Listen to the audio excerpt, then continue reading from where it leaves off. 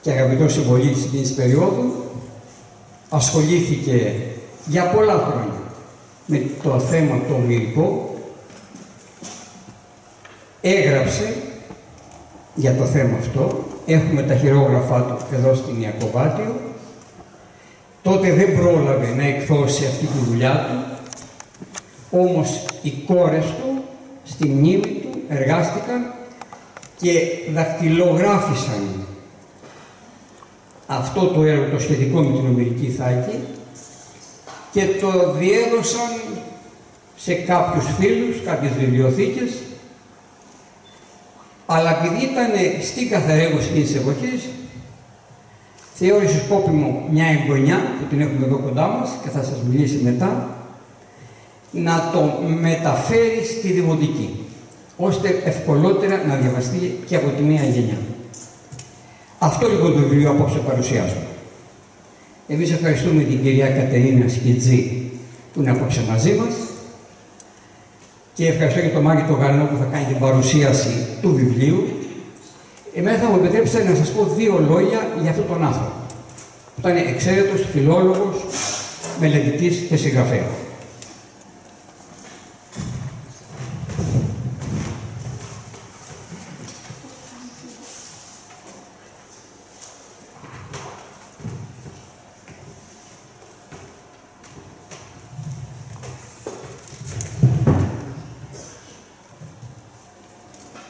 Λοιπόν, ο Ευάγγελος Τσιμαράτος, Βασίλη, μεταξύ. Ο Ευάγγελος Τσιμαράτος, λοιπόν, είναι ένας σημαντικότατος, άγνωστος μέχρι τελευταία, ερευνητής, μελετητής, συγγραφέας. Προσέξτε, εδώ έχουμε τη ταυτότητά του, το 1941, όπου αναφέρεται ως Ευάγγελος Τσιμαράτος. Ενώ σε προγενέστερο έγγραφο είναι Ευαγγελινός, που το λέει και ο Μάκης ο Γαλανός έτσι. Ευαγγελινός Τσιμαράτος Γεννατάς. Αυτός λοιπόν ο Ευάγγελος Τσιμαράτος γεννήθηκε το 1874 στο Λιξούρι και πέθανε το 1954 στην Αθήνα. Φοίτησε στη Φιλοσοφική Σχολή του Πανεπιστημίου των Αθηνών, υπηρέτησε ως φιλόλογος καθηγητής κυρίως στα σχολεία της Κεφαλονιάς. Τη μεγαλύτερη περίοδο της εκπαιδευτικής του σταδιοδρομίας, από το 1899 μέχρι το 1933, δίδαξε εδώ στο Λιξούρι, αρχικά στο Ελληνικό Σχολείο της πόλης και μετά στο λεγόμενο Πετρίτσιο Γυμνάσιο και κάποια χρόνια στο Ελληνικό Σχολείο των Μεσοβουνιών, πάνω στην Έρισο, και στο Σχολείο το Ελληνικό στις Βάλτες στον Ελιότ. Η εκπαίδευση θεωρούμε της Κεφαλονιάς ότι ευτύχησε που είχε στις τάξεις της αυτόν τον εξαίρετο φιλόλογο. Κατά την περίοδο της συνταξιοδότησής του εργάστηκε για 10 περίπου χρόνια στην Αθήνα, στο ιδιωτικό σχολείο των αδελφών Καβαλιαράτου. Είναι η γνωστή Ιόνιος σχολή. Ως εκπαιδευτικός, εδώ είναι μια φωτογραφία πολύ καλή με συναδέλφους του και μαθητές του. Είναι ο κύριος εδώ με το καπέλο με το μουσάκι. Ως εκπαιδευτικός λειτουργός διακρινόταν για 3 βασικές αρετές, οι οποίες καταξιώνουν την έννοια αυτού του λειτουργήματος. Διέθετε πλούσια επιστημονική γνώση. Διακρινόταν για το λαμπρό παιδαγωγικό του ήθος και ξεχώριζε για την προσήλωσή του στο καθήκον. Πίστευε και διακήρυτε με κάθε ευκαιρία ότι σκοπός του σχολείου δεν είναι μόνο η μετάδοση γνώσεων στο μαθητή, αλλά και η ηθική καλλιέργεια του νέου ανθρώπου προκειμένου να αποκτήσει την ικανότητα του εναρέτως σκέπτεστε και πράτη. Όλα αυτά δεκαετία του 10, του 20, του 30. Υποστήριζε ότι όλα τα μαθήματα είναι αναγκαία για την ολοκληρωμένη καλλιέργεια των μαθητών, δίνοντας όμως ξεχωριστή σημασία στα μαθήματα που δυστυχώς υποβάθμιζε η καθημερινή πρακτική του σχολείου, στη μουσική, στην καλλιγραφία και στη γυμναστική. Επέμενε στην αναγκαιότητα της μόρφωσης των κοριτσιών εκείνη την εποχή και χαιρόταν ιδιαίτερα όταν οι μαθήτριές του προόδευαν. Εδώ βλέπετε μια φωτογραφία με κοπελιές, μαθήτριες. «Οφείλω και δημοσία», είπε σε μια ομιλία του, «ή να εξάρω την επιμέλεια και την θέληση μαθητρίας, η οποία κατόρθωσε εν καιρό θέρους και χειμώνος, ή να προσέρχεται εντάφως στο σχολείο, δηλαδή τακτικότατα, ερχομένη πεζή εκ του χωρίου Μαντζαβινάτη. Διακήρυτε και επεδίωκε την ειλικρινή συνεργασία εκπαιδευτικών, γονιών και μαθητών, καθώς και το δημιουργικό άνοιγμα του σχολείου στην τοπική κοινωνία μέσα από συχνές επαφές και συναντήσεις, ομιλίες και άλλες εκδηλώσεις. Αλλά και ο ίδιος, είτε ως απλός καθηγητής, είτε ως διευθυντής, είχε ανεπτυγμένο σε ύψιστο βαθμό το αίσθημα της ευθύνης. Είχε συνειδητοποιήσει τη θέση του μέσα στο εκπαιδευτικό σύστημα της εποχής του, αλλά και μέσα στην τοπική κοινωνία. Εργατικός πάντοτε, γινόταν υπόδειγμα για τους συναδέλφους του, είχε αποκτήσει το σεβασμό των μαθητών του, αλλά και την εκτίμηση των συμπολιτών του. Όλα αυτά βγαίνουν μέσα από το αρχαιακό υλικό. Ο Τσιμαράτος ήταν εχθρός του πολέμου και υπέρμαχος της ειρήνης. Οραματιζόταν τη συνεννόηση μεταξύ των λαών, επιζητούσε την πανανθρώπινη φιλία. Είχε αναφέρει σε λόγο του στο ναό του Παντοκράτορα εδώ στο Λιξούρι το 1910, ευχόμενος το εις διαφόρους πολέμους χυθέν ανθρώπινο αίμα να μεταβληθεί σε νερό, που θα κινήσει πάνε εργοστάσεων και φέρον επί των νότων αυτού τα σημεία της ειρήνης μόνον και της αγάπης, της επικοινωνίας και του εμπορίου. Επειδή όμως ήταν και πραγματιστής και γνώριζε την παθολογία της ανθρώπινης κοινωνίας και της πολιτικής, πρότεινε για να μετριαστούν τα αρνητικά φαινόμενα να αναδειχθεί η σημασία της μόρφωσης και της εκπαίδευσης για τη δημιουργία δεσμών μεταξύ των κρατών και την αλληλογνωριμία των ανθρώπων. Ο ίδιος βέβαια με κάθε ευκαιρία εκδήλωνε την αγάπη του και την πίστη του στην πατρίδα. Υποστήριζε τη συνέχεια της ελληνικής ιστορίας και τη διαχρονικότητα της Ελλάδας. Είχε τονίσει σε ομιλία του σε σχολική γιορτή στο Λιξούρι του 1913. Η Ελλάς αποτελεί ιδέα και φιλοσοφία, παγκόσμιον αρετήν και χριστιανική θρησκεία, ελευθερία και πολιτισμών. Πράγματα δηλωνότι ανεξάρτητα τόπου και χρόνου, έχοντα όρια την οικουμένη πάσαν, κυριαρχούντα δε και βασιλεύοντα επί της ανθρωπότητας ολοκλήρου εις αιώνας των αιώνων. Βέβαια ήταν ένας ιδεαλισμός αυτός. Ωστόσο αυτός ο ιδεαλισμός του και οι συντηρητικές του πράγματι πολιτικές θέσεις γενικότερα δεν μας δίνουν όμως το δικαίωμα να αμφισβητήσουμε την αγνότητα των προθέσεων του ανθρώπου, τη γνησιότητα της φιλοπατρίας του και το εθνικό του χρόνιο. Ο ληξιώτης αυτός φιλόλογος επίσης υπήρξε στοργικός οικογενειάρχης. Εδώ είναι με κόρες στο Λυκαβητό, νομίζω στην Αθήνα. Παντρεμένος 2 φορές, είχε αποκτήσει 9 παιδιά, νομίζω όλα κορίτσια και 2 γιους που άδικαν, στην ανατροφή των οποίων βοηθώντας τη γυναίκα του συνέβαλε καθοριστικά. Πάντοτε έβρισκε χρόνο για τον αφιερώνει στην οικογένειά του για να είναι μαζί με τα παιδιά του. Τα γαλούχησε με τις αρχές της καλοσύνης και της ανθρωπιάς, αλλά και τους εμφύσισε την αγάπη για τη μουσική, όντας ο ίδιος αυτοδίδακτος αλλά και καλός μουσικός. Ωστόσο, αγαπητοί φίλοι και αγαπητές φίλες, ο Τσιμαράτος, παράλληλα με την άσκηση των εκπαιδευτικών του καθηκόντων, αφιέρωσε τις πνευματικές του δυνάμεις στη μελέτη, την έρευνα και τη συγγραφή. Άλλωστε, αρκετά πλούσια ήταν η βιβλιοθήκη του. Ποικίλα θέματα τον απασχόλησαν, όπως ιστορικά, φιλολογικά, ομηρικά, γλωσσολογικά, παιδαγωγικά και ευρύτερα κοινωνικά. Η στέρεη αρχαιογνωσία, η ιστορική του παιδεία, η γερή φιλολογική του υποδομή, η θεολογική του κατάρτιση, οι παιδαγωγικές και ψυχολογικές του γνώσεις, η γλωσσομάθειά του, γνώριζε καλά και ιταλικά και γαλλικά, επέτρεπαν στον ληξιώτη φιλόλογο να κινείται με άνεση από τα αρχαία στα βυζαντινά και τα νεότερα χρόνια, από την κλασική στη χριστιανική γραμματεία, από τους αρχαίους μύθους στη σύγχρονη λαογραφία και από ειδικά ζητήματα σε γενικότερα κοινωνικά θέματα. Καθώς ο ίδιος πίστευε στην ελεύθερη και χωρίς πιέσεις και καταναγκασμούς εργασία του πνευματικού ανθρώπου, διατύπωσε τολμηρές θέσεις για διάφορα θέματα, προχώρησε σε υπερβάσεις σε άλλα ζητήματα, αλλά πάντοτε οι ρηξικέλευθες θέσεις του είχαν στέρεη τεκμηρίωση. Έγραφε χαρακτηριστικά σε ένα σημείωμά του για το καθήκον του επιστήμονα. Έγραφε: «Είναι επίσης σπουδαίον να δημιουργήσεις και εφεύρεις κάτι νέο, όσο και να αντιδράσεις εις τους αυστηρούς και παραλόγους πολλάκις κανόνας της συμβατικής αγνίας, όπως και να πλησιάσεις και να αναταράξεις τα έγκυ. Όσο ζούσε, εξέδωσε ο ίδιος 2 φυλάδια, ένα το 13 το βλέπετε εδώ με διάφορους λόγους του, και το 34 με ομιλίες του που είχε εκπονήσει με την ευκαιρία σχολικών εορτών ή κοινωνικών εκδηλώσεων, ενώ δημοσίευσε σε εφημερίδες και περιοδικά της εποχής του στίχους, δοκίμια διάφορα και άφρα σχετικά με το ομηρικό ζήτημα. Σε περιοδικό των κεφαλονικών της Νέας Υόρκης, η ηχό της Κεφαληνίας, δημοσίευσε σε συνέχειες από το 1928 μέχρι το 1934 τη σημαντική μονογραφία του με τίτλο «Ιστορία της Κεφαληνίας». Εδώ το έχουμε το χειρόγραφο του. Πρόκειται για μια σοβαρή προσπάθεια του Τσιμαράτου να προσφέρει μια ολοκληρωμένη εκείνη την εποχή ιστορία του νησιού του, από την προϊστορική εποχή μέχρι την Ένωση, αξιοποιώντας ικανοποιητικά την αρχαία ελληνική, τη λατινική και βυζαντινή γραμματεία, καθώς και άλλες πηγές και σύγχρονα του έργα. Ωστόσο, όλο το υπόλοιπο πλούσιο συγγραφικό του έργο έχει μείνει αδημοσίευτο.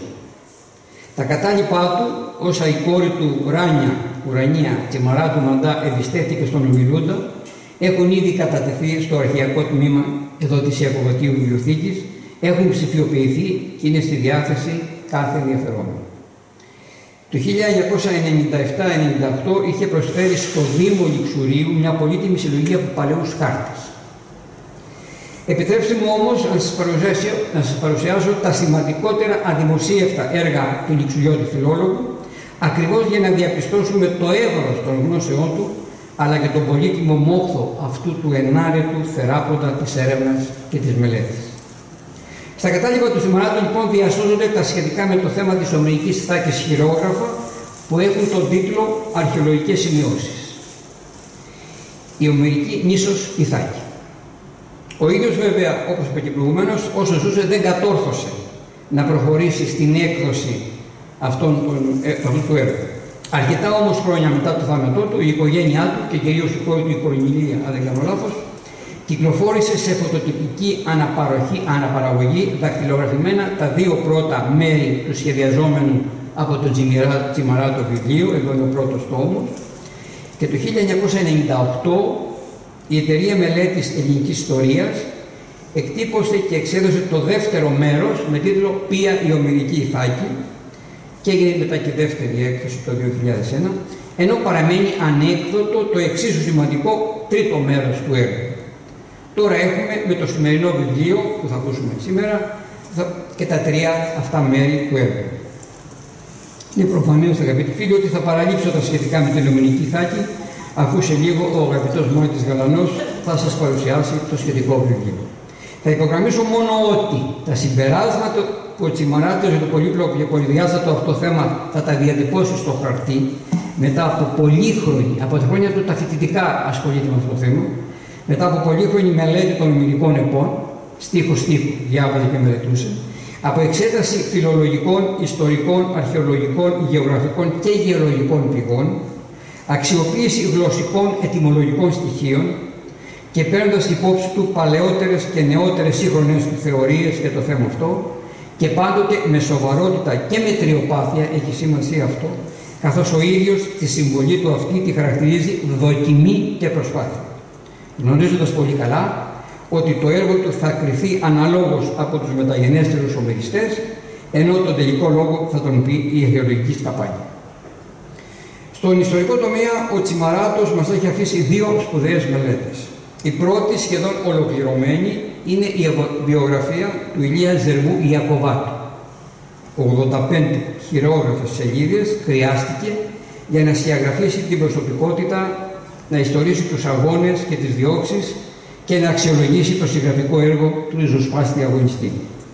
Η δεύτερη μελέτη, με τον τίτλο «Θρησκευτική ιστορία της Κεφαληνίας», δεν είναι ολοκληρωμένη, καθώς λείπουν αρκετά κεφάλαια σύμφωνα με το σχεδιασμό που είχε κάνει ο ίδιος.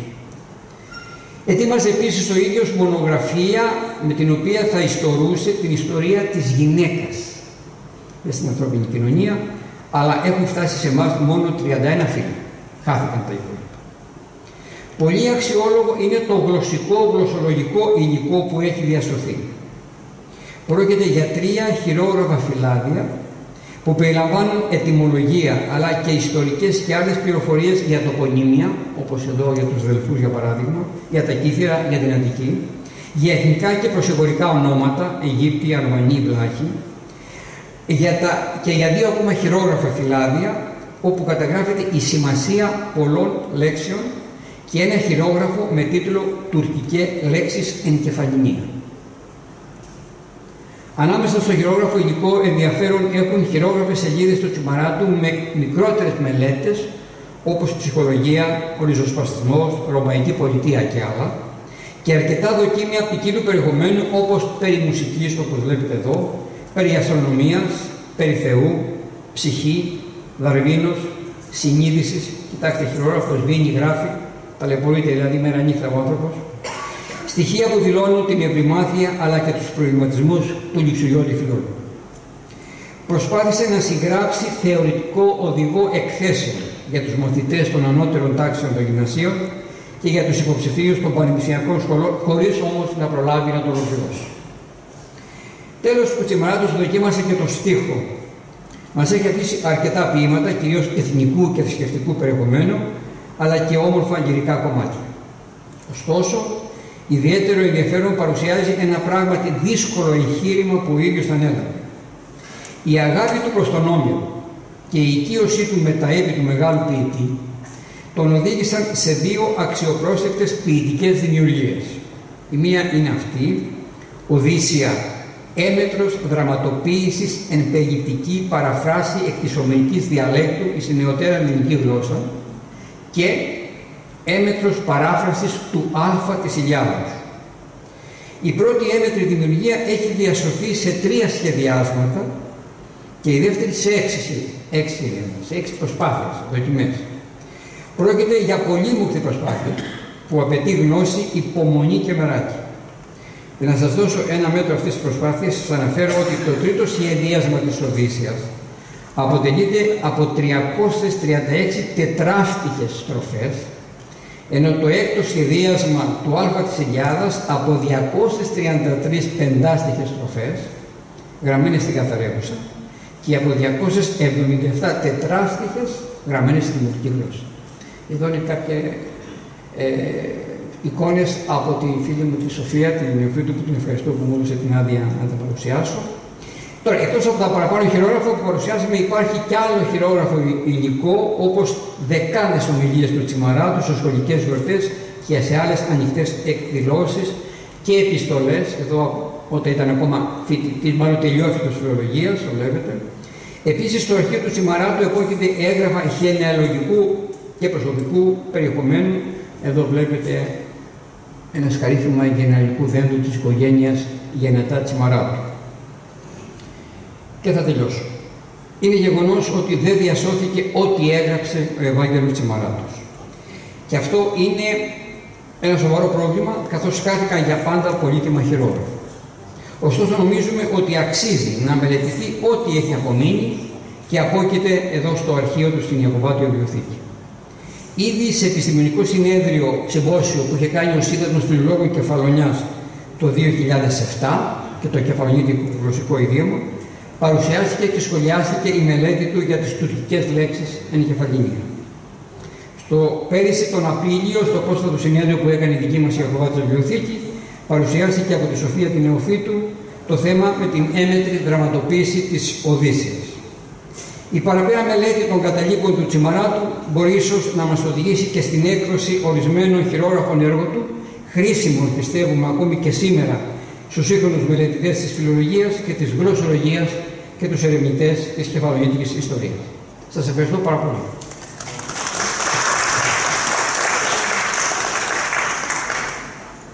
Το λόγο τώρα έχει ο Μάκης, ο Γαλανός.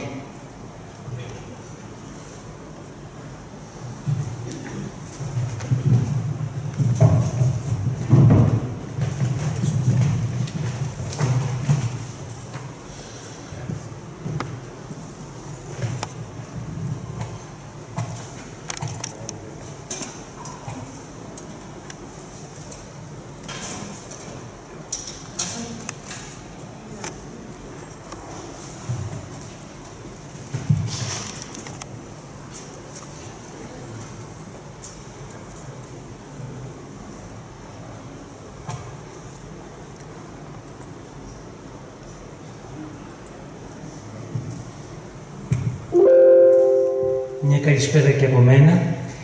Θέλω να πω όχι μονάχα πολλά μπράβο στον Πέτρο, τον Πετράτο, μου θύμισε πάρα πολλά, γιατί τόσο πολύ αναλυτική και περιστατωμένη αναφορά για τον Τσιμαράτο, ότι όταν σε αυτό το χώρο του Μουσείου της Ιακωβατίου Βιβλιοθήκη πρωτοείπαμε πριν το 2014 κάνει τους σεισμούς να το κάνει ένα μουσείο, έφερα κάποια κάδρα, φωτογραφίες, προσωπογραφίες κάποιων ανθρώπων και μέσα σε αυτά είναι και ο Ευαγγελινός, όπου μου αρέσει να τον λέω, Τσιμαράτος, προσωπικότητα πολυσχηδής και πραγματικά αξιόλογη. Ακούγοντας τον Πέτρο, πριν προχωρήσω αναζητώντας την ομιλική Ιθάκη, θα πρέπει να πω δύο πράγματα επιπλέον, τα οποία είναι γνωστά, ότι ο περίφημος αυτός άντρας συνεργάστηκε με τον Ηλία Τσιτσέλη. Και μάλιστα ήταν αυτός που έκανε τον επικίδιο του Ηλία Τσιτσέλη, του μεγάλου ιστοριοδίτη της Κεφαλονιάς, και τον παρουσίασε κάποια στιγμή, γιατί το γράψιμο, αν και ήταν γρήγορο, ήταν αυθόρμητο, είχε μια βαρύτητα ειλικρίνειας. Επίσης, ήθελα να πω ότι ο περίφημος Τσιμαράτος ήταν ο μόνος και ο μοναδικός, το ξαναλέω χωρίς υπερβολή, που εμνημόνευε με τα παιδιά της Πετριτσίου Βιβλιοθήκης τον Πετρίτσι, τον Στάμο Πετρίτσι, και έχει γράψει πάρα πολύ σημαντικές μελέτες. Μπαίνει λοιπόν στο θέμα, μάλλον πριν προχωρήσω, να σταθώ σε αυτό. Αυτός είναι ο Ευαγγελινός Τσιμαράτος, τα είπε ο Πέτρος, είναι μια φωτογραφία της οικογένειάς του. Είχε ένα αγόρι, αγαπητέ Πέτρο, το οποίο το έχασε και ήταν πάντα παρηγόρητος γι' αυτό. Παντρεύτηκε 2 φορές, όπως είπες, και η φωτογραφία αυτή είναι στον Άγιο Σπυρίδωνα, στο Λιξούρι. Και λέω στο Λιξούρι γιατί έχουμε συνηθίσει να λέμε και Άγιο Σπυρίδωνα στον Πλατεία Γιαλό. Είναι με τη γυναίκα του και με τις κόρες του. Όμως αυτό εκεί νομίζω ότι είναι το αγόρι. Είναι το αγόρι, αυτό που έχασε. Είναι το αγόρι. Τώρα, αναζητώντας τα χειρόγραφά του που βρήκα αρκετά διάσπαρτα στο Λιξούρι σε διάφορες μεριές, βρήκα και ένα βιβλίο το οποίο είχε μουσικές και μάλιστα ήδη με κάλυψε αυτό ο φίλος ο Πέτρος, δεν χρειάζεται να το ξαναπώ. Τι έκανε όμως? Έπαιρνε τους μουσικούς, έγραφε την ποίηση και τους έλεγε ότι θα μελοποιήσουν το κομμάτι και θα το παίξουν στο σχολείο, στο γυμνάσιο. Και αυτά είναι χειρόγραφα τα οποία τα παίρνει μουσικά από τους μουσικούς με δική του πρόταση, τα έκανε γιορτές στο γυμνάσιο Λιξουρίου. Και εδώ είναι το περίφημο άσμα ύμνωση στην πατρίδα, το πάρα πολύ του Νικολάου Τζανί Μεταξά. Αυτά είναι άγνωστα χειρόγραφα, αν και τα έχω δημοσιεύσει στη Λόγια Κεφαληνιακή Μούσα, αλλά είναι στα χειρόγραφα του Τσιμαράτου. Αν δείτε, το χειρόγραφο κάτω είναι αντιγραφή του Τσιμαράτου. Και επίσης συνόδευσε κάποια στιγμή και την χοροδία των Λιξουριωτών στο Μεσολόγγι, όπου έλεγαν τραγούδια του Δελαπόρτα, και στο χειρόγραφο του Από σε είδα στον κόσμο, ένα περίφημο τραγούδι του Τζόρτζ Δελαπόρτα, έγραφε τις κρίσεις του για ποιον είχε γραφτεί το τραγούδι. Τα υπόλοιπα είναι ποίηματα, τα αφήνω αυτά, είναι θρησκευτική ποίηση. Εδώ ένα χειρόγραφο γλωσσολογικό που με διέφερε πάντα για το θέμα του Κεχλιώνα και του Λιξούρι, και είναι η ηχό της Κεφαληνίας. Θέλω να μείνω λίγο στην ηχό, γιατί δείχνει το μέγεθος αυτού του ανθρώπου. Μου θυμίζει το Σολομό, που πάντα ήταν στο σχεδιασμό, που πάντα ήταν στον αγώνα για το καλύτερο και αναθεωρούσε και σκεφτόταν. Όταν η ηχό της Κεφαληνίας εξέδιδε, δηλαδή είχε γλώσει τα απονήματά του ή τη σειρά κλπ. Αυτός τα έπαιρνε, δεν ησύχαζε και τι έκανε? Έπαιρνε το περιοδικό, έγραφε πάνω στο περιοδικό διάφορες σημειώσεις, κολλούσε με μία καρφίτσα χαρτάκια που ήθελε να το ξαναδημοσιεύσει και να το αναθεωρήσει. Το είχε ήδη αναθεωρήσει. Και εδώ έχουμε τέτοια πράγματα αρκετά που είναι στη συλλογή μου και είναι λεπτομέρεια για την ιστορία της Κεφαλονιάς. Τώρα, οι αρχαιολογικές σημειώσεις είναι το πρώτο μέρος, τα εκάλυψε αυτά ο Πετράτος, δεν χρειάζεται να τα πω εγώ, είναι το βιβλίο Εταιρεία Μελέτης Ελληνικής Ιστορίας το 1998, και θέλω να πω στο φίλο του Πετράτο ότι έφερα εγώ στο Λιξούρι τους χάρτες, οι οποίοι υπάρχουν στο αρχείο, στο Δήμο Λιξουρίου, τους έφερα από το Αργοστόλι μέσω Αθήνας που ήρθαν με το κτέλ. Και φυσικά το δεύτερο βιβλίο, που είναι η δεύτερη έκδοση του 2001, που το έκανε η Ράνια η Μαντά, η κόρη του. Στο πρώτο το είχε δουλέψει η Κορνηλία, το δεύτερο η Μαντά ως χορηγία και δουλειά. Τώρα,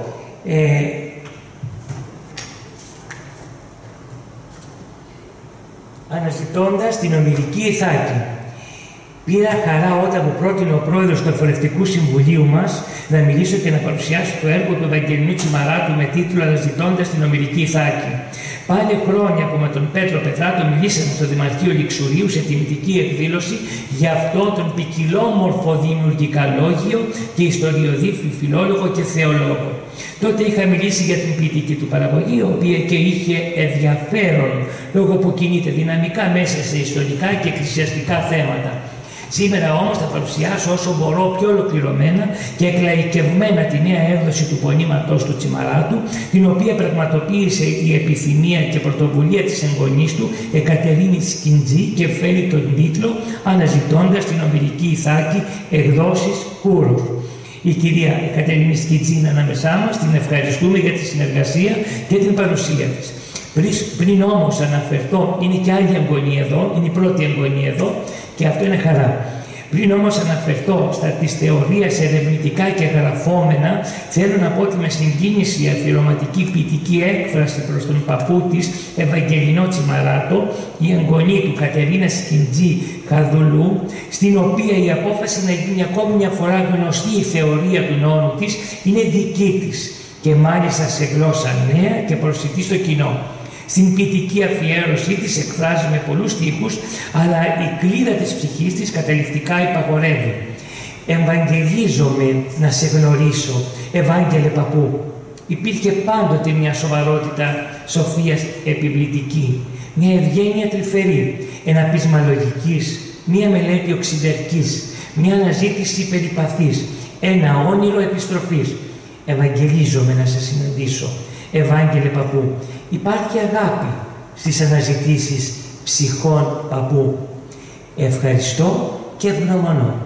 Θα μείνω στο ευγνωμονώ, γιατί στην εποχή μας, αγαπητοί Εκατερίνοι, οι άνθρωποι για οποιοδήποτε λόγο δεν λένε εύκολα τη λέξη αυτή και δεν την αναφέρουμε, δυστυχώς. Και μπράβο σου που κλείνεις με αυτό.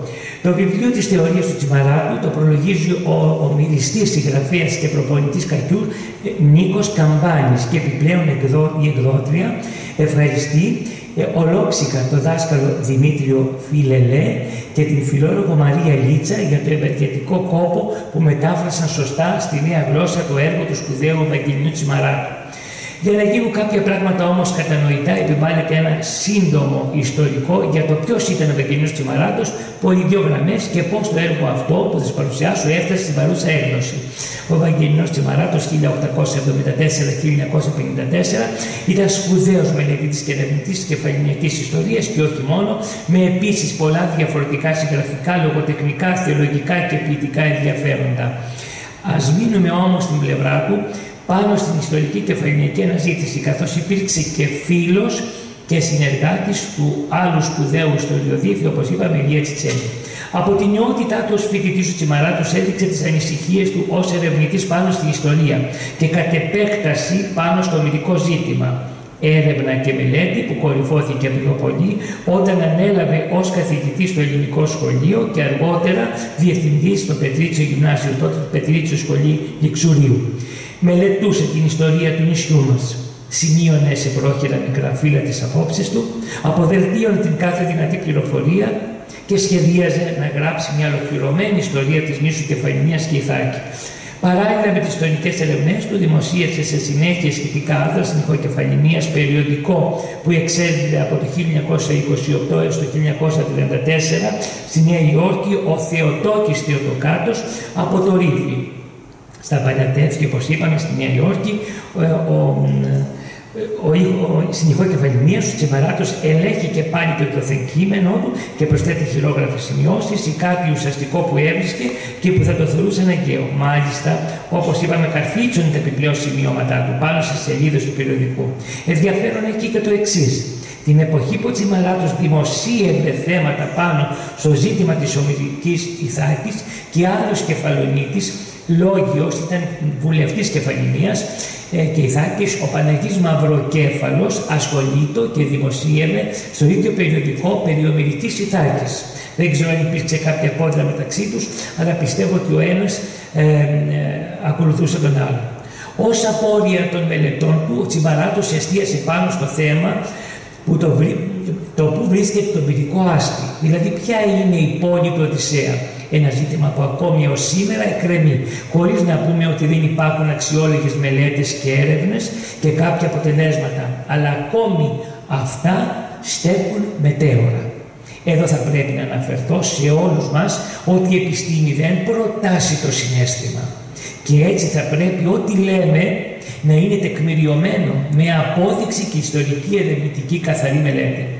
Ας γυρίσουμε όμως για λίγη αναφορά στο βιβλίο που η αρχική του μορφή ήταν σε 2 φωτοτυπημένα τεύχη, δαχτυλογραφημένα από την κόρη του Κορνηλία και που απεστάλησαν στις βιβλιοθήκες και στους ενδιαφερομένους για το μερικό ζήτημα. Το πρώτο τεύχος αφορούσε γενικές αρχαιολογικές σημειώσεις και το δεύτερο τεύχος το θέμα της αναζήτησης της Ομηρικής Ηθάκης. Πιστεύω ότι αυτή η νέα έκδοση περιέχει αυτά τα 2 τεύχη πάρα πολύ καλά και όπως είπαμε μεταγραμμένα στη νέα γλώσσα. Το 1998 η Εταιρεία Μελέτης της Ελληνικής Ιστορίας εξέδωσε με τίτλο «Ποια η Ομηρική Ηθάκη» το πόνημα του Τσιμαράτου, εκδίδοντας μόνο στο κείμενο που αφορούσε πάνω στο θέμα της αναζήτησης της Ηθάκης. Δηλαδή το 1998 ήταν η μελέτη μόνο για την Ομηρική Ηθάκη. Το βιβλίο θα επανεκδοθεί από την ίδια εταιρεία, όπως είπαμε, το 2001 κατόπιν χορηγία της κόρης του Τσιμαράτου, Ουρανία Τσιμαράτου Μαντά, η οποία αυτή αγόρασε και τους χάρτες και που αυτή ασχολήθηκε η Ράνια με την ποίηση. Μία και το πατρικό γονίδιο το είχε μέσα της έντονα και καθοδηγητικά. Μελετώντας το βιβλίο βλέπουμε πως χωρίζεται σε 2 μέρη. Το πρώτο που δίνει πληροφορίες για τα προομηρικά χρόνια και το δεύτερο ασχολείται με την ομηρική ηθάκη. Το πρώτο μέρος χωρίζεται σε 3 κεφάλαια που λειτουργούν ως προετοιμασία για τη λύση της θεωρίας του πάνω στην αποκαλυφθήσα γι' αυτόν ομηρική ηθάκη. Στο πρώτο κεφάλαιο του πρώτου μέρους δίνονται και κρίνονται ως αναγκαίες όλες τις πληροφορίες που αφορούν τη Μεσόγειο, τις κατακτήσεις των Ελλήνων, με τις επεξηγηματικές πληροφορίες για το Ιόνιο Πέλαγος και τα νησιά.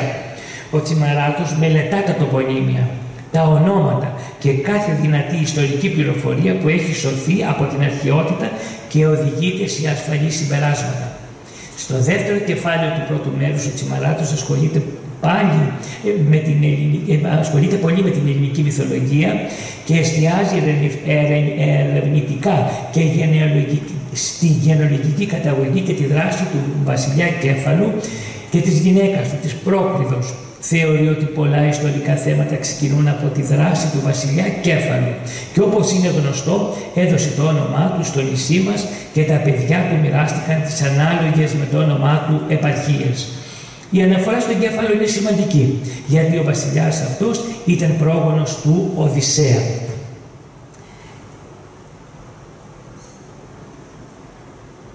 Εδώ λοιπόν είναι από το βιβλίο του Τσιμαράτου, πρώτο ο Κέφαλος, δεύτερο Αρκίσιος, ο Λαέρτης, ο Οδυσσέας, ο Τηλέμαχος, Περσέπολης, ο Όμηρος.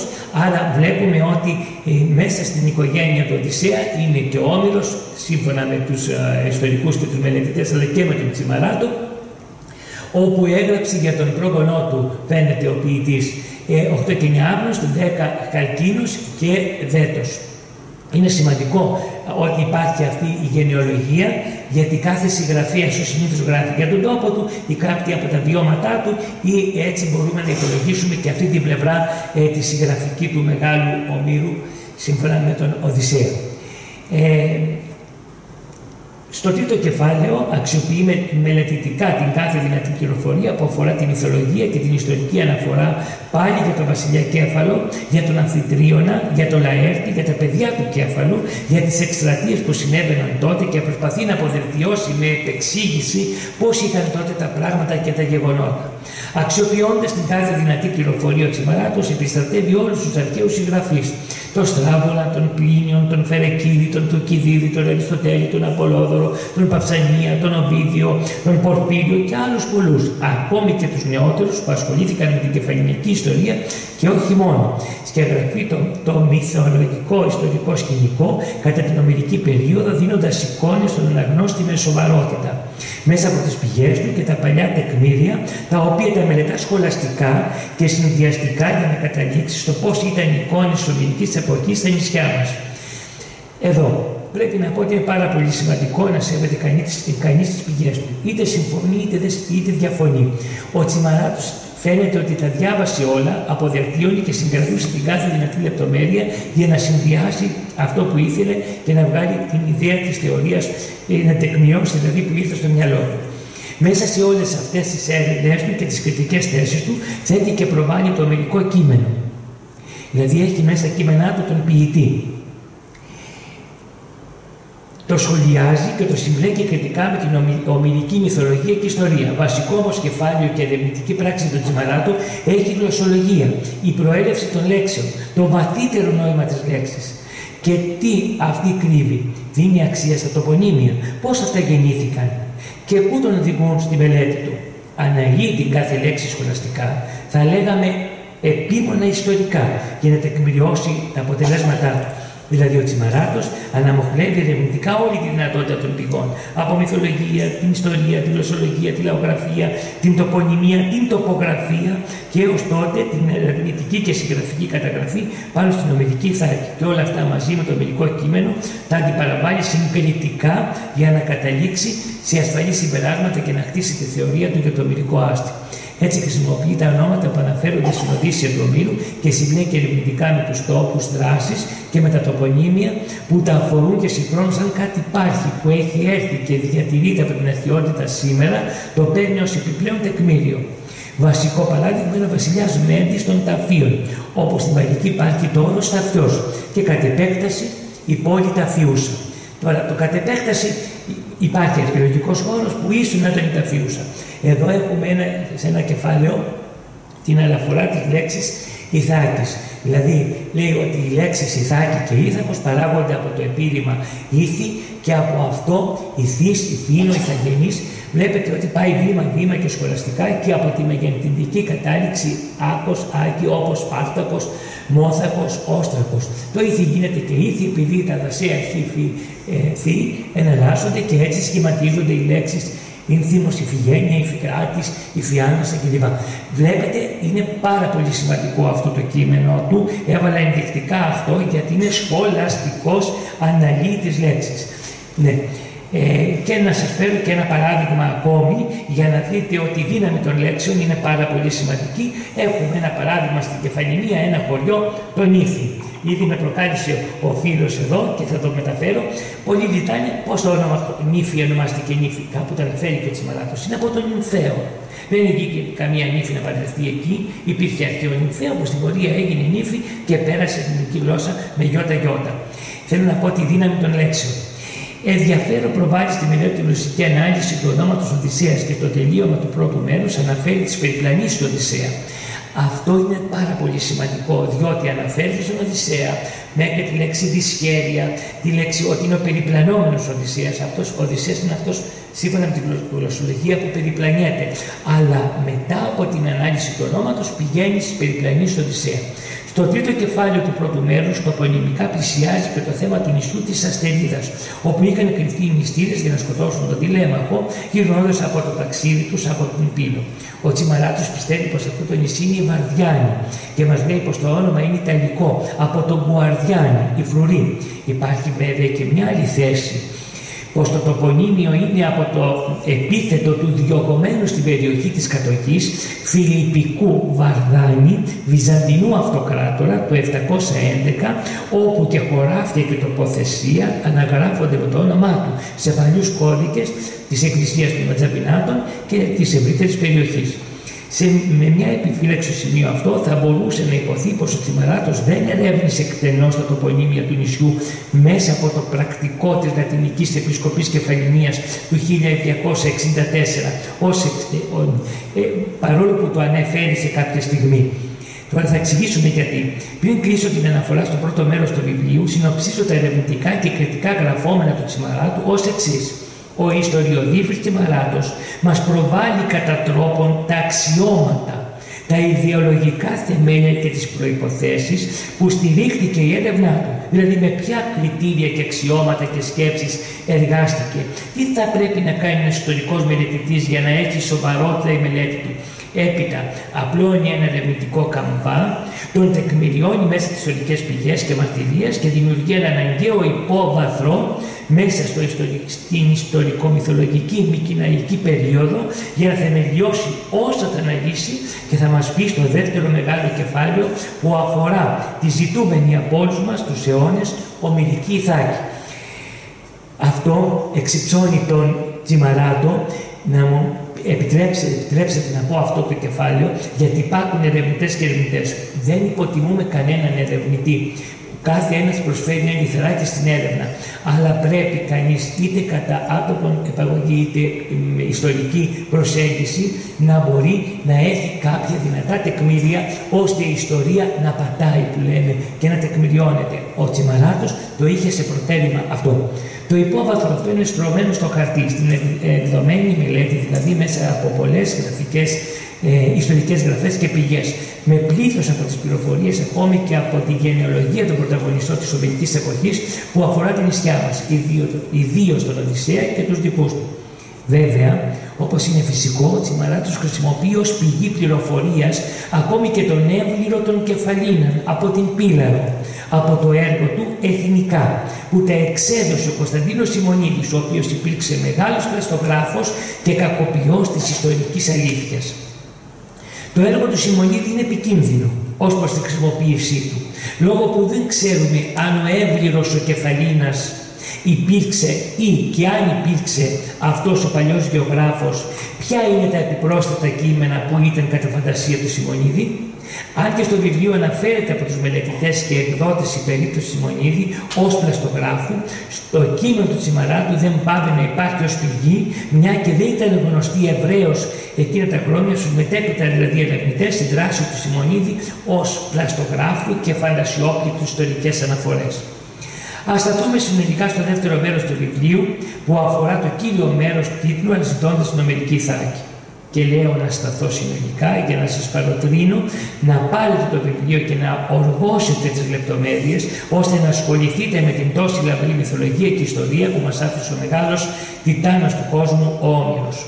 Στο πρώτο κεφάλαιο ο Τσιμαράτος παρουσιάζει την ονομασία της ομηρικής Ιθάκης, καταπιάνοντας πρώτα με τη γλωσσολογική ανάλυση της λέξης και τις επεκτάσεις, καθώς και τις ιδιότητες που απορρέουν από αυτές τις αναλύσεις.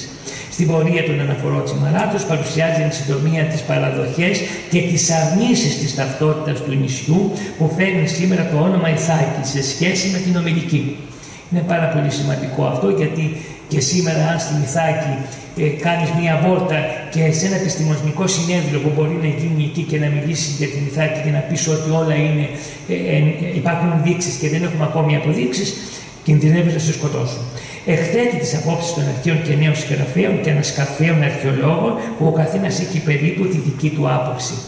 Ο συγγραφέας χρησιμοποιεί αρκετούς παλιούς συγγραφείς και μελετητές των ομηρικών θεμάτων του 5ου αιώνα π.Χ.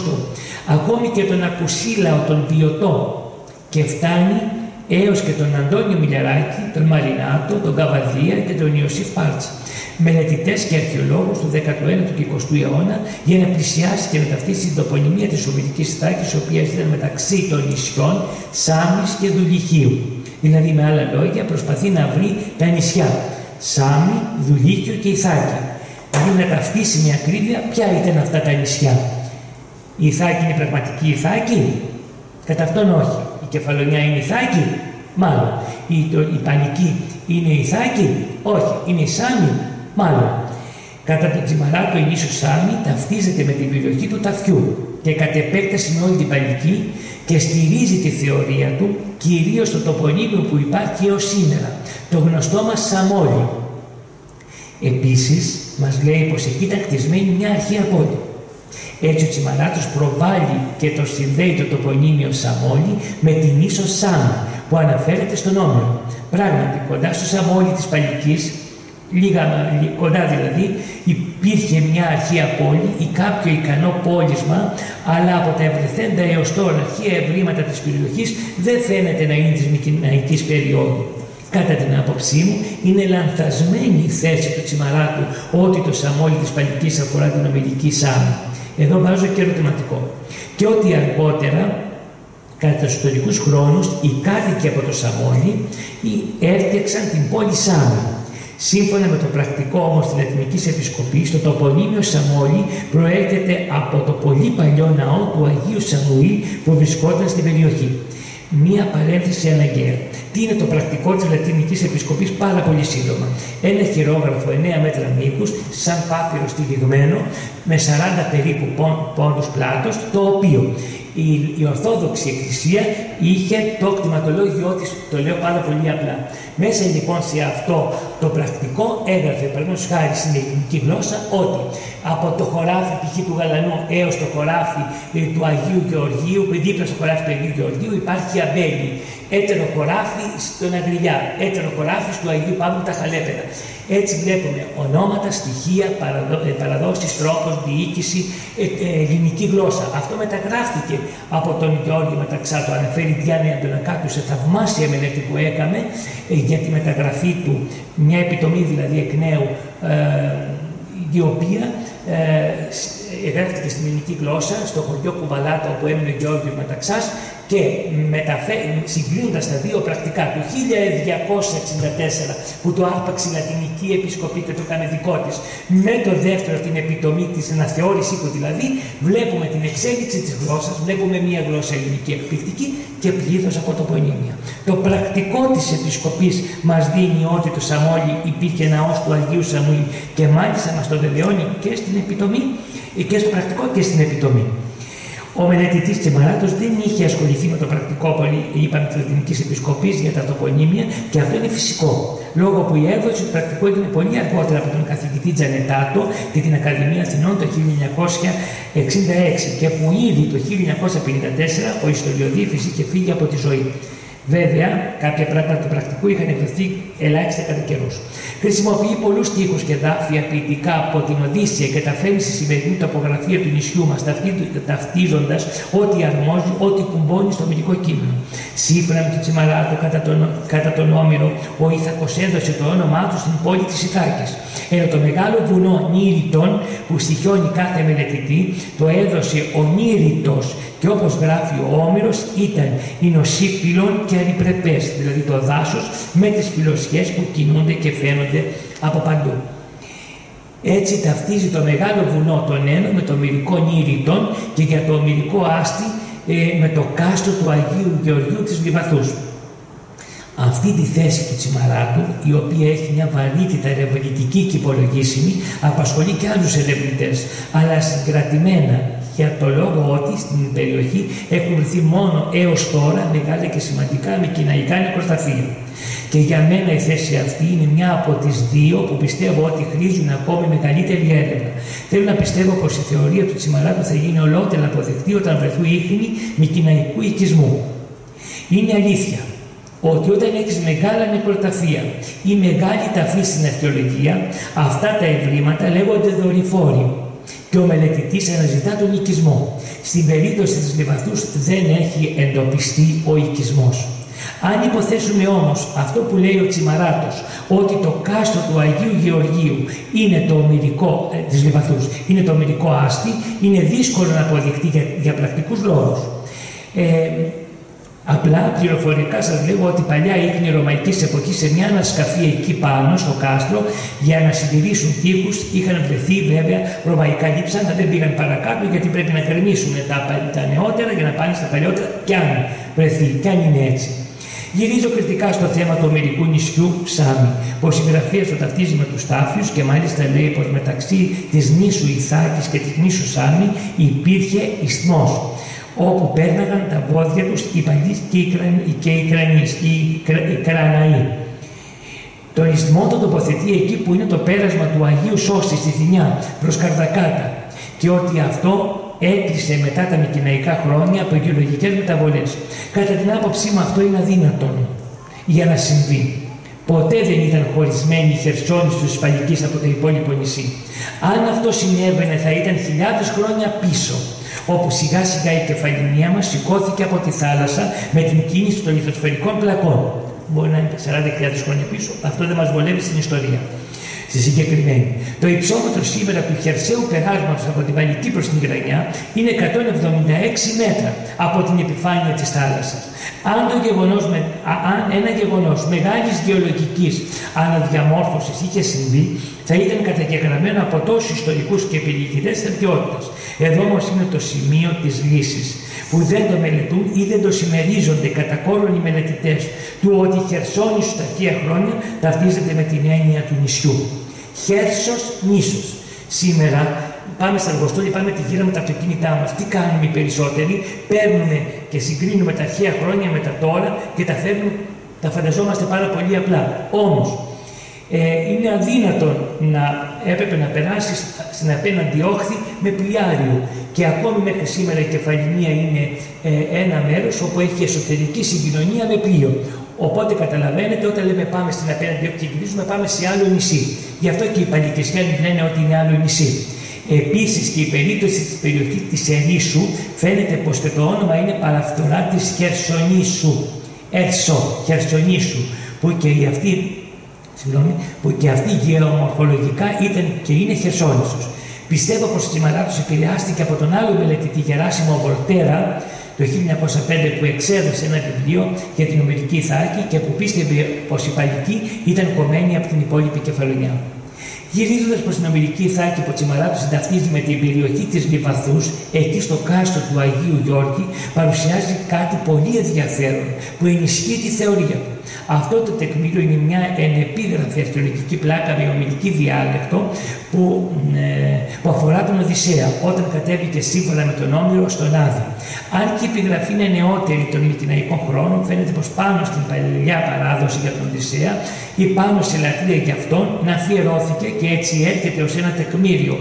Αλλά συγκρατημένο από μια άποψη, λόγω που δεν γίνεται σε αυτό μια πιο εκτενής αναφορά στον ήρωα που κατέβηκε στον Άδη. Η επιγραφή είναι αυτή. Προσπαθώ να σας διαβάσω και λοιπά. Τα γράμματα που είναι σε παρένθεση λείπουν. Είναι η μελέτη που έχει κάνει ο Τσιμαράτος και φυσικά την έχετε γράψει από αλλού, αλλά είναι εξαιρετική και η έννοια αυτής της επιγραφής είναι περίπου η εξής. Διαβάζω μόνο την μετάφραση. Το βλέπετε?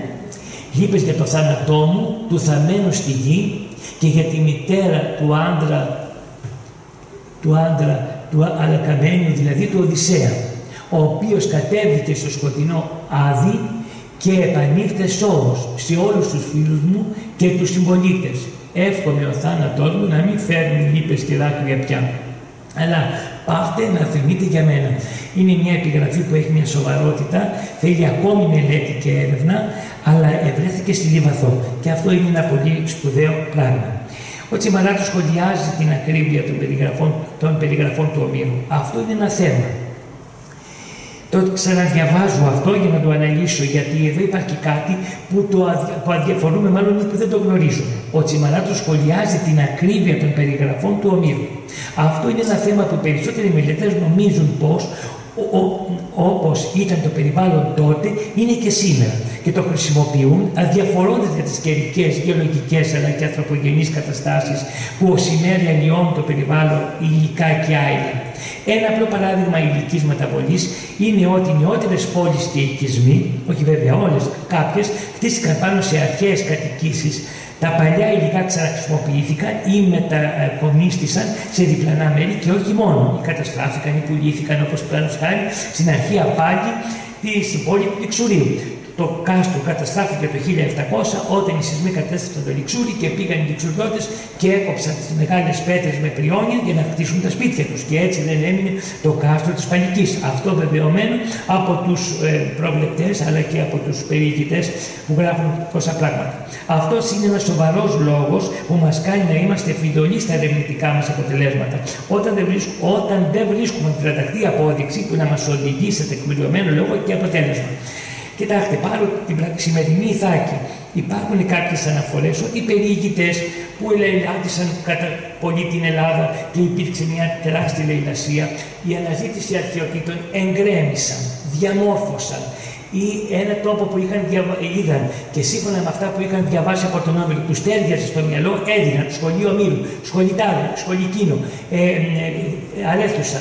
Και έτσι έχουμε τα λεγόμενα πλαστά τοπονύμια.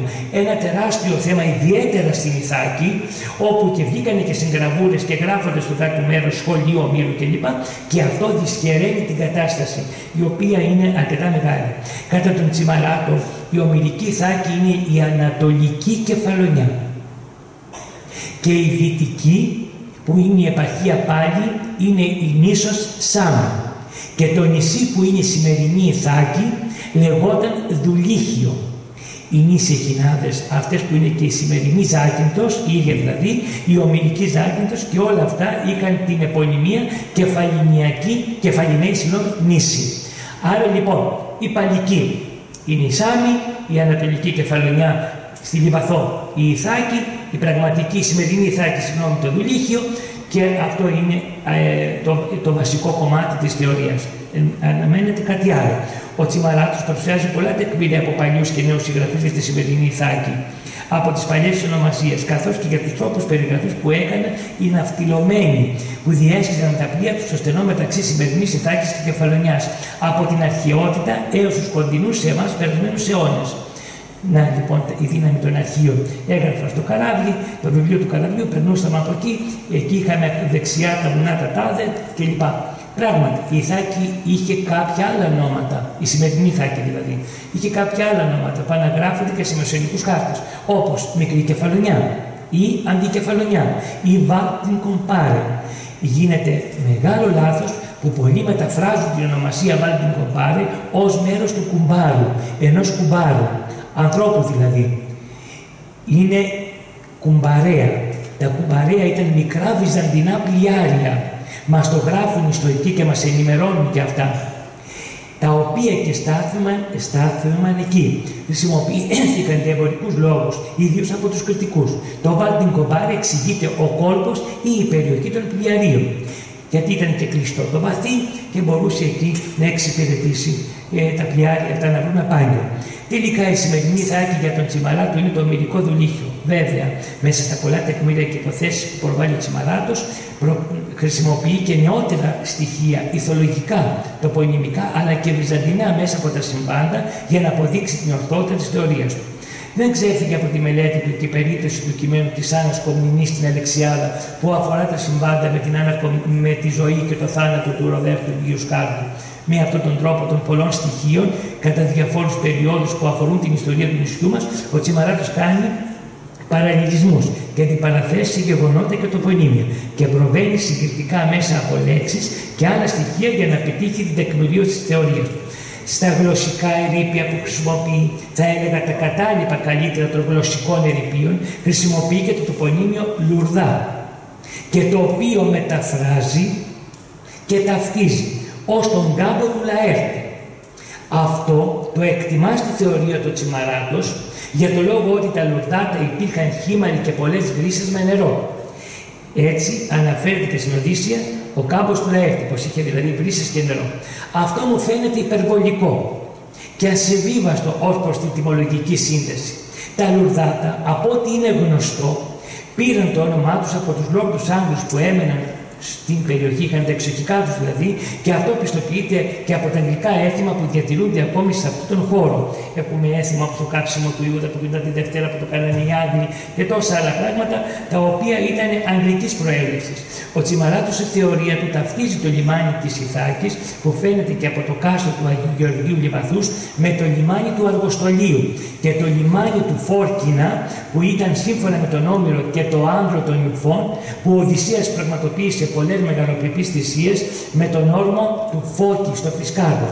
Στη συνέχεια, η περίφημη Κρίνη Αρέστουσα, που στο κείμενό του Τσιμαράτος την ετυμολογεί και την ταυτίζει με την Κρίνη στην περιοχή της Πιλάρου, όπου και Κρίνη, αυτό το τοπονύμιο δηλαδή, έως σήμερα υπάρχει με αυτό το όνομα και δίνει νερό. Το ομηρικό τοπονύμιο Πέτρα του Κόρακα, το οποίο και απασχολεί τους μελετητές και η ταύτισή του είναι αρκετά δύσκολη, ο Τσιμαράτος συστριβέει όπως συμφωνεί με το κείμενο της Οδύσσειας και την ταυτίζει με την παραφθορά της λέξης Χάρακας.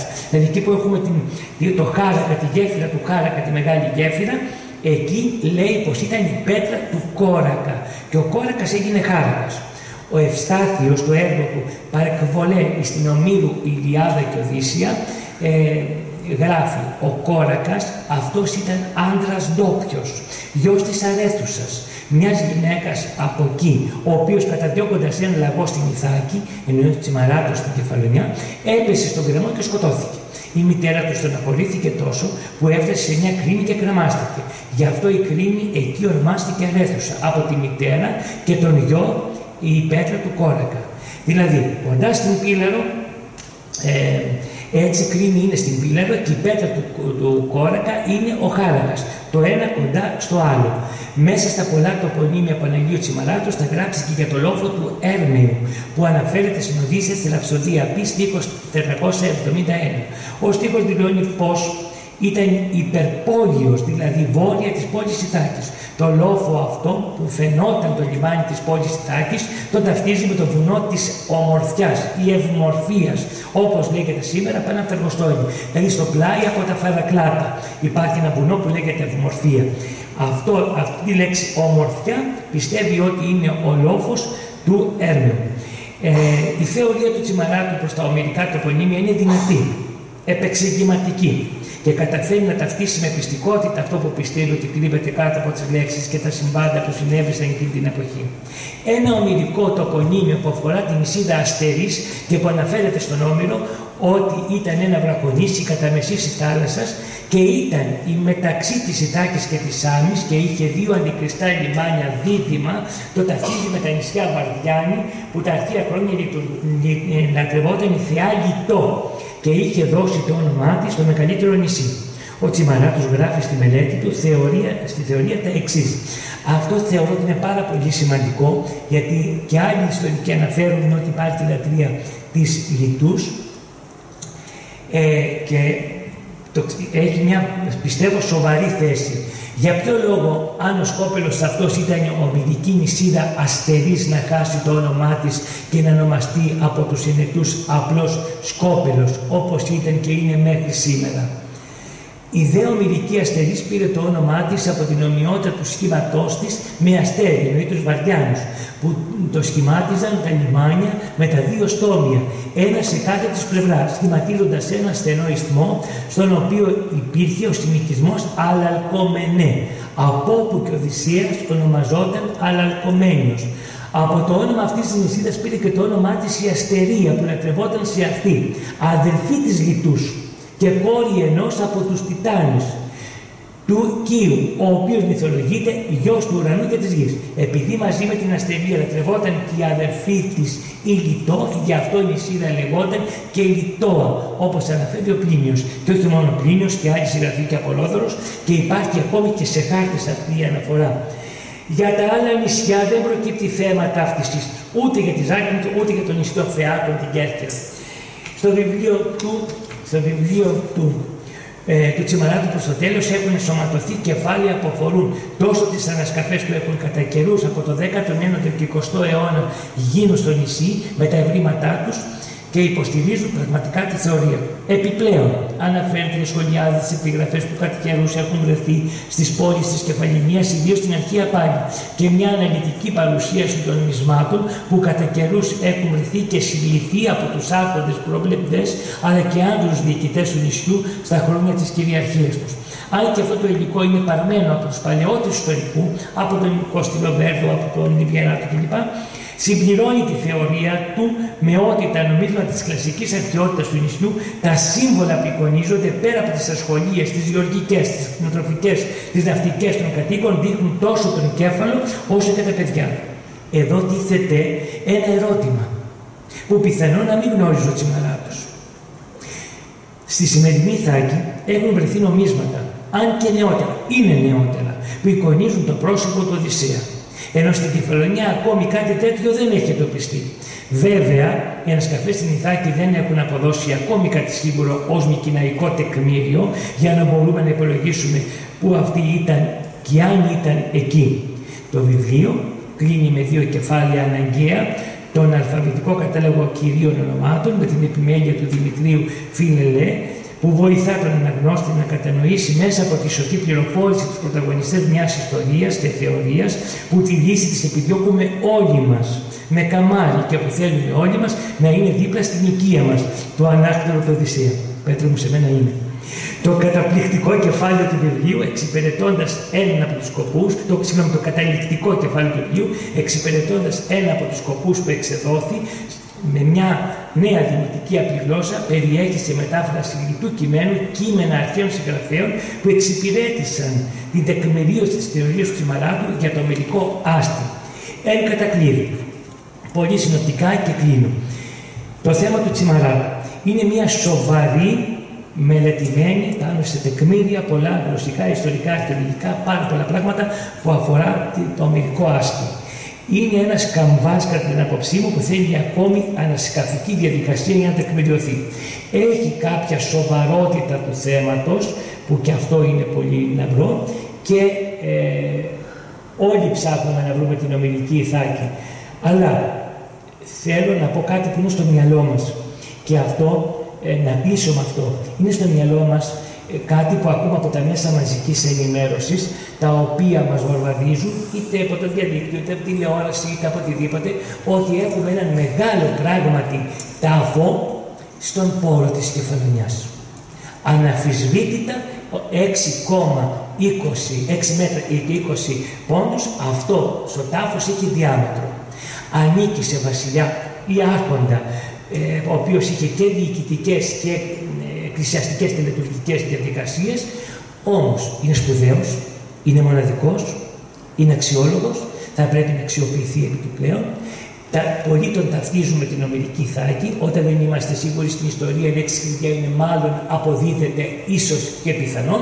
Πιθανόν να συμβαίνει και αυτό με ενδείξεις, αλλά αυτό που έχει σημασία είναι ότι τα ευρήματά του έως τώρα είναι μη νοϊκά και δείχνει ότι έχουμε μετακίνηση δωρεών, που είναι πολύ σημαντικό αυτό για να προχωρήσουμε στα επόμενα βήματά μας. Λοιπόν, Μάκη, κοίταξε να δηλώσεις το νοηματολόγιο του Μάκη, να δηλώσω. Ευχαριστούμε πολύ το Μάκη το Γαλανό. Βάλε φωνή. Έλειωσε, βάλε φωνή σου. Εντάξει, απλώς το ξαναλέω, να μην ξεχάσει να το δηλώσει στο θυματολόγιο, Μάκη. Λοιπόν, σε ευχαριστούμε πολύ, αγαπητέ φίλε, για την παρουσίαση.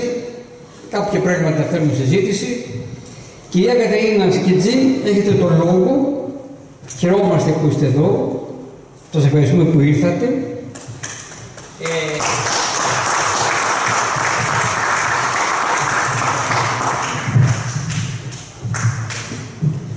Αυτή είναι η ηθική αυτούργος της απόψινής βραδιάς. Είμαστε υποχρεωμένοι να την ακούσουμε, με την καλή έννοια το λέω, και τουλάχιστον να μας πει πώς έφτασε σε αυτή την ιδέα και σε αυτή την πρακτική να διασκευαστεί έτσι το βιβλίο του παππού. Ευχαριστώ πολύ. Καλησπέρα σας. Καλώς σας βρίσκω. Ευχαριστώ σας από καρδιάς που επιλέξατε να είστε εδώ για να ακούσετε μια άγνωστη του γνώριμου τόπου σας. Ήρθα για να γνωριστούμε σε έναν τόπο αγαπημένο και γνώριμο. Είμαι η Κατερίνα ή το Κατερινάκι, ακόμα και τώρα και σε όλη τη ζωή μου. Το Κατερινάκι, η μικρότερη ξαδέλφη, εδώ είναι και η μεγάλη ξαδέλφη, ας σηκωθεί να την αναγνωρίσετε.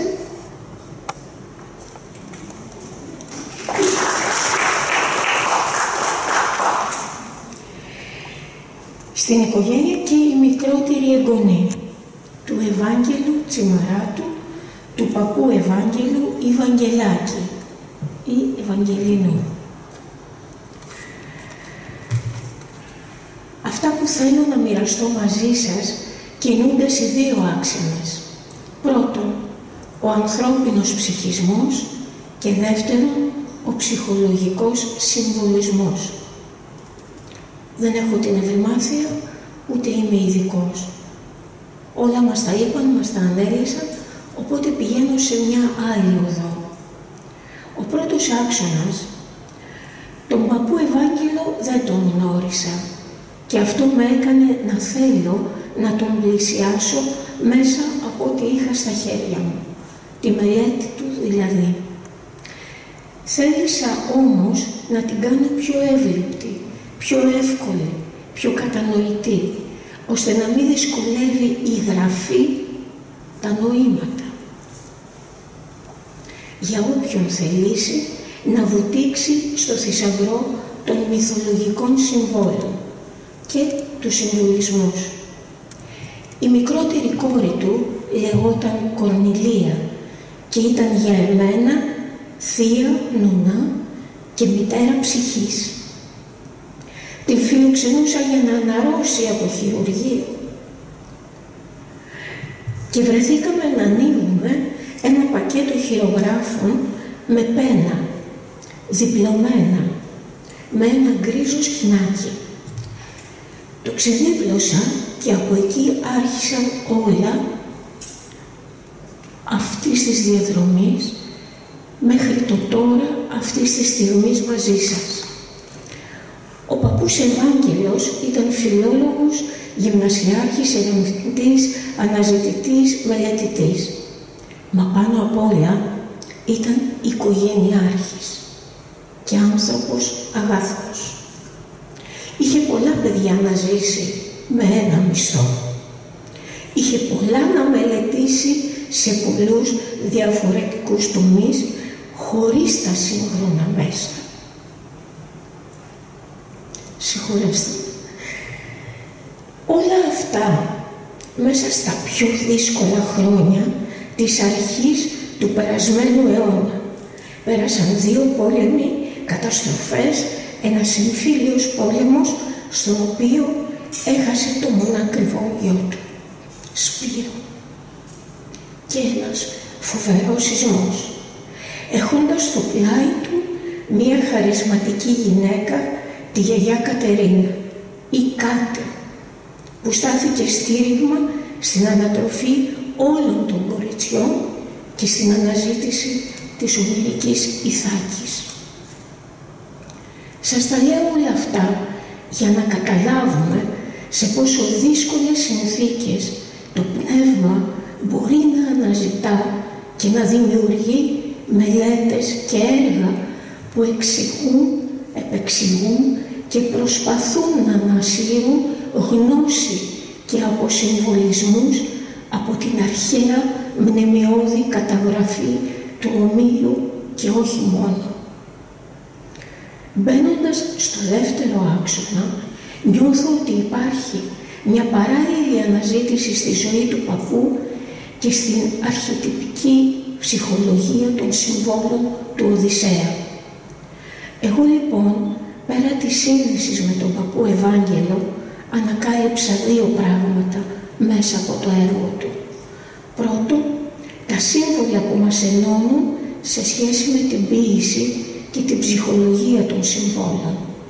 Η ενασχόλησή του με την ποίηση ήταν μια έκπληξη που με πληρεί και εμένα, αλλά κυρίως με γιώνει να είμαι πολύ προσεκτική σε ό,τι λόγια ανακατεύω. Και το δεύτερο πράγμα που ανακάλυψα, εκτός από την ποίηση που μας συνδέει, είναι η ερμηνεία των συμβόλων του Οδυσσέα, της επιστροφής του Οδυσσέα. Δεν είμαι ειδικός και δεν έχει σημασία για μένα σε ποια παραλία ή ακτή του υπέροχου νησιού μας βγήκε ο Οδυσσέας. Για εμένα, και αυτό θέλω να μοιραστώ μαζί σας, έχει σημασία με τι φορτίο ψυχικό έφτασε ως εδώ ο Οδυσσέας. Είναι η πορεία του ανθρώπου εαυτού που προσπαθεί μέσα από τα άγνωστα πέλαγα του ασυνείδητου να βρει ξανά την ψυχή που εγκατέλειψε στον τόπο αυτόν εδώ της ευδαιμονίας. Ο Οδυσσέας είναι το μεγαλειώδες εγώ που κυριαρχεί σε όλα τα πεδία της ζωής με τον τύραννο νου. Πολυμήχανος, νικητής, αρχηγός, αναγνωρισμένος βασιλιάς, Θεόν αγαπημένος. Από κάθε σταθμό που περνά αφυπνίζει, αλλάζει και ένα κομμάτι αυτού του μεγαλειώδους εγώ. Ξεκινάει με πλήθος συντρόφων και λαφύρων, αντιπολεύοντας διαρκώς ανάμεσα σε δίπολα ηθικής όλων των αξιών της ζωής.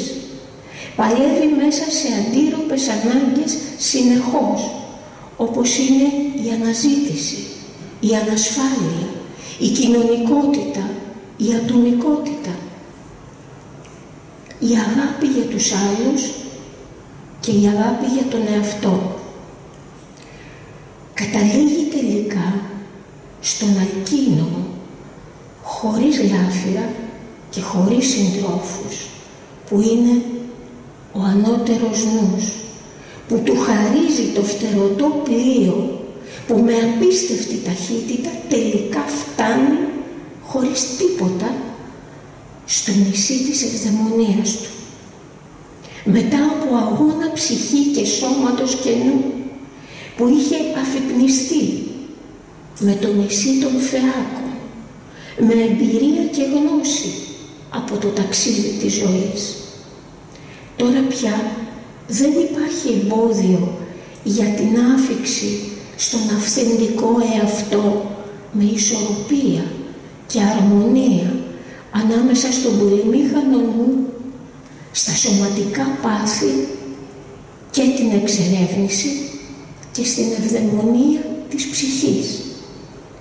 Στον τελευταίο σταθμό των Φεάκων, μόνος, χωρίς συντρόφους, γυμνός, χωρίς λάφυρα πεποιθήσεις, φτάνει στον τελευταίο σταθμό αυτοεξέλιξης, ανώτερου εαυτού, στο βασιλιά Αλκίνο, όπου άλκη ίσον δύναμη, νοώ ίσον νους, και με τη βοήθεια της ναυσικάς, όπου ναύς ίσον βάρκα, οίκο ίσον πηγαίνω προς τα εκεί που ανήκω δια θαλάσσης.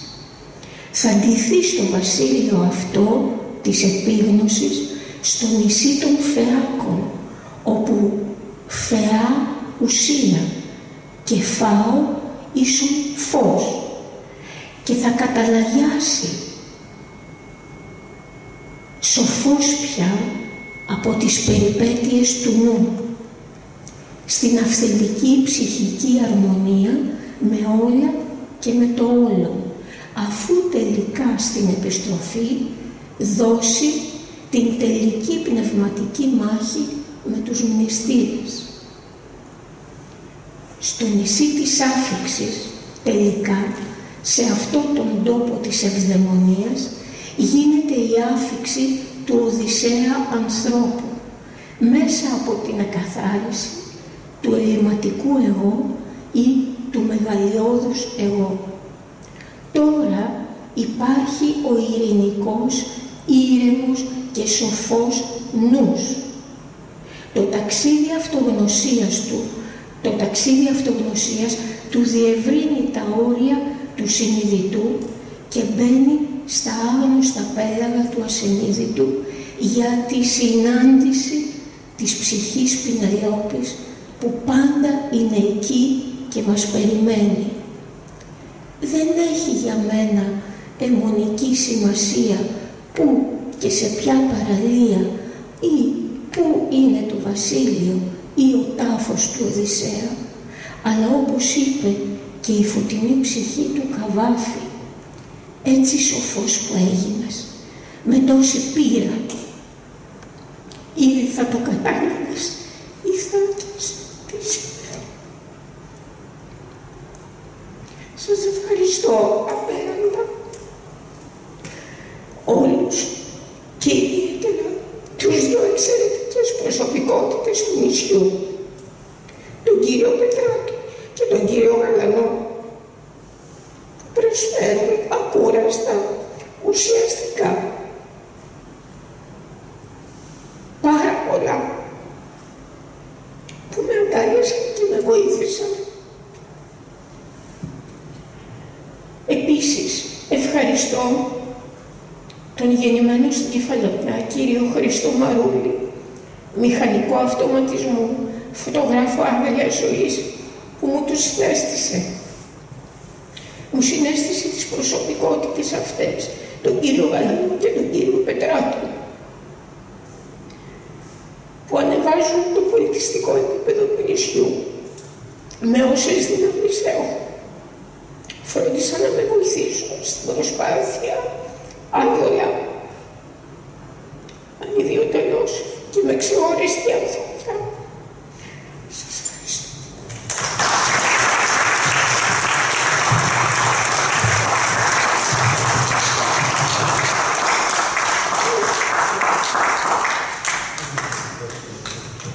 Νομίζω ότι προσυπογράφουμε ό,τι είπε η Κατερίνα, η αγαπητή μας. Ίσως αυτό να είναι το ταξίδι, η αναζήτηση της ομιλικής Ιθάκης, το ταξίδι του Οδυσσέα ανθρώπου. Ίσως κάποια στιγμή η Σοφία να την καλέσουμε στην τάξη μέσα, να κάνει μια παραπέρα ερμηνεία, επέκταση της Οδύσσειας. Λοιπόν, ευχαριστούμε αγαπητή Κατερίνα. Δεν είχε συγγνώμη, καλά να πάθεις. Λοιπόν, εάν κάποιος θέλει κάτι να ρωτήσει, να πει σύντομα, μπορούμε να το κάνουμε αυτό πριν κλείσουμε. Ναι, έλα εδώ αγαπητέ Διονύση. Ο Διονύσης Πετινάτος είναι θεολόγος, αλλά έχει το διάβολο μέσα του, δηλαδή έχει ένα χωράφι πάνω από τα ραζάτα και είναι εργαστήριο ιστορίας, αστρονομίας, φυσικής. Τι άλλο είναι ο Διονύση? Πες τα.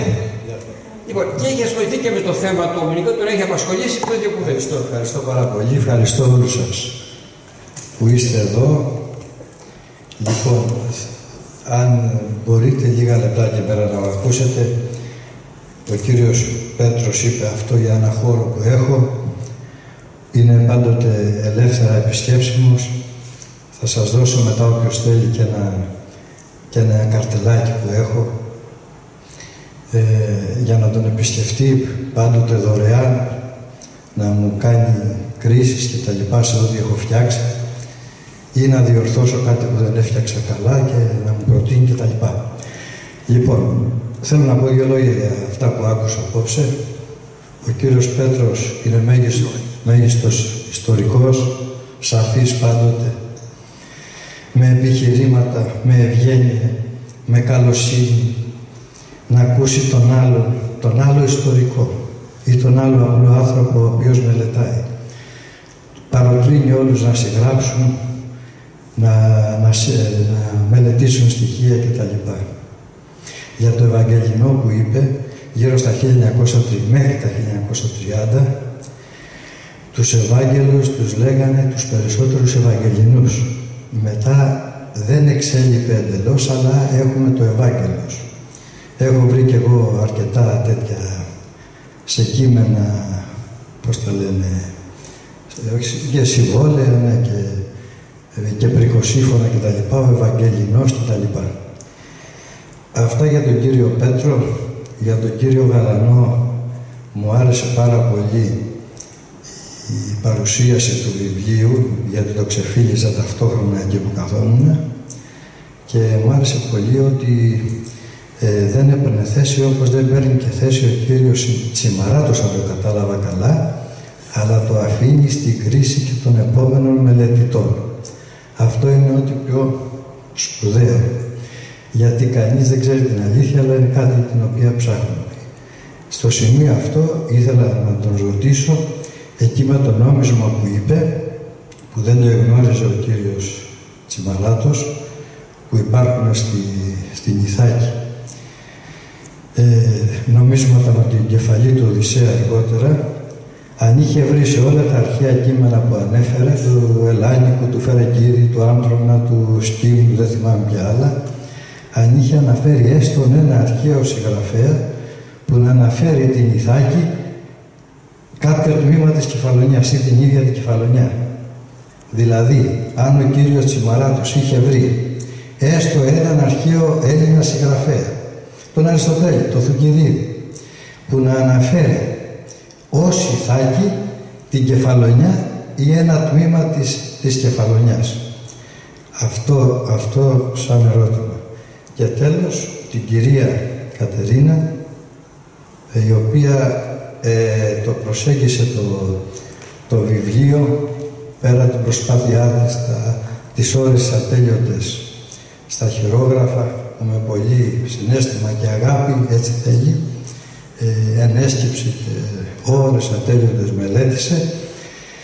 Υπάρχει και αρκετές μελέτες πέρα από το Καβάφη που ανεφέρθη, που παρουσιάζουν το δράμα αυτό, ως δράμα, το ποίημα αυτό, την Ιλιάδα, τη σύνθεση αυτή του Ομήρου, ως ψυχολογικό δράμα. Ήταν πολύ επιτυχής η σκέψη της. Ευχαριστώ πολύ. Εμείς ευχαριστούμε, Διονύση. Μάκη, γρήγορα όμως.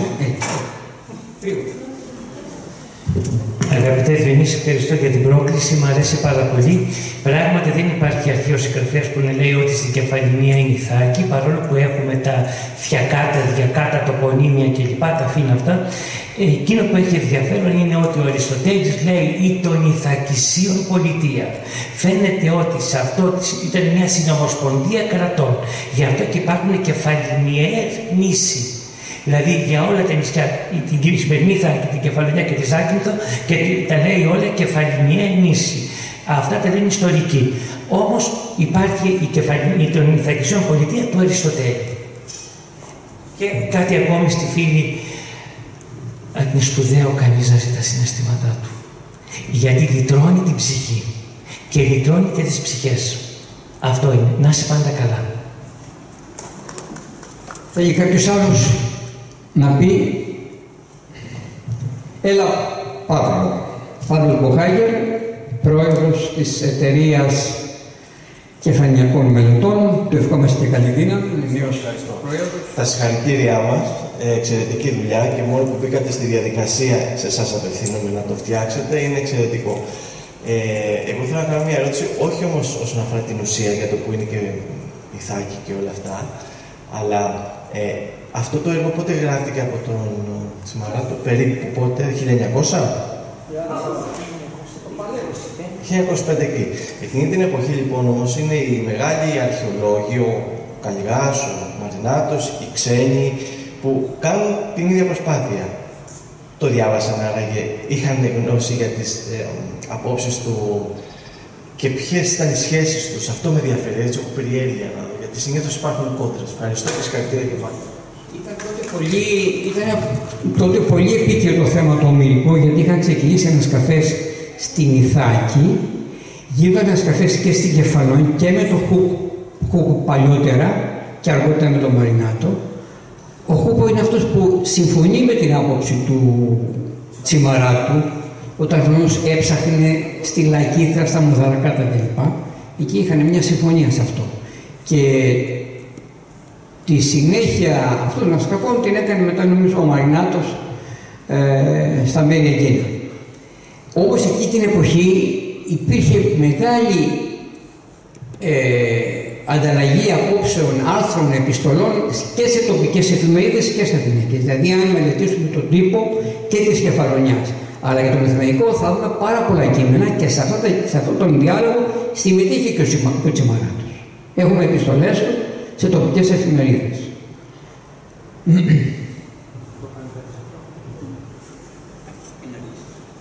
Είναι σημαντικό αυτό, αγαπητέ Παύλο, το εξής, ότι επισκέπτηκε την Κεφαλονιά και το Λιξούρι, σώζονται φωτογραφίες στα χέρια μου, από τον Γερμανό μελετητή για την ομηρική Ιθάκη, τον Ντέιλφελ, ο οποίος λόγω του Γερουλάνου ήρθε εδώ, αναζήτησε κάποια πράγματα, αλλά τελικά είναι αυτός που εστήλωσε σε εισαγωγικά βάρθατα, αλλά και πραγματικά χωρίς εισαγωγικά, το θέμα της ομηρικής Ιθάκης στη Λευκάδα.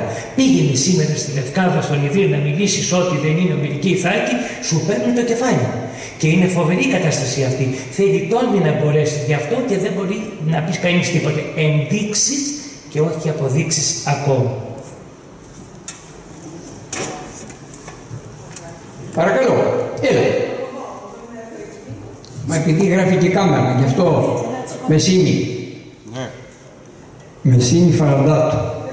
Το λέω Φαραντάτου. Θεοτοκάτου έχει σχέση με το Θεοτόκη Θεοτοκάτου, τον εκδότη της Ιχούς Κεφαλινίας στην Ευμενική. Έλα, Μεσίνη.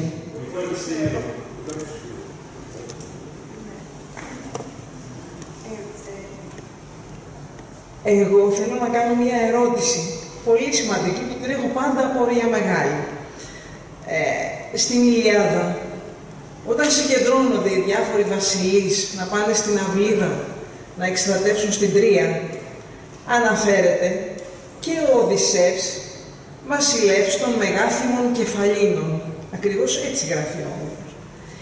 Έχουμε εξακριβώσει ποιος είναι ο λαός των Μεγάθυμων Κεφαλίνων και πού κατοικούσε.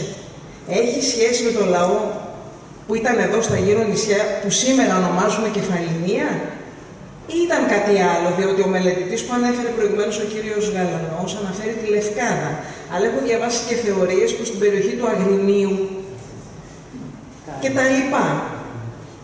Δηλαδή, οι Κεφαλίνες, οι Μεγάθυμοι, ήταν εδώ, σε αυτό που εννοούμε και η Θάκη.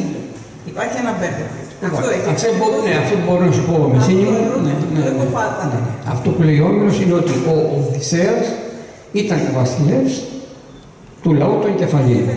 Οι Κεφαλίνες, σύμφωνα με τα δεδομένα των επών, είναι αυτοί που κατοικούσαν στα σημερινά νησιά Κεφαλονιάς, Ιθάκης, Zakynthου, Λευκάδας, παράλληλα Ακαρνανίας και παράλληλα Υγείας. Ναι.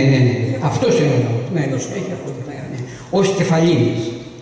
Αλλά από εκεί πέρα, αυτός ο λαός επιμέρους είχε οικισμούς, πολίσματα που ζούσαν και κατοικούσαν αυτοί. Η ονομασία Δολύχιο, που θεωρεί ο κύριος Τσιμαράτος ότι είναι η Ιθάκη.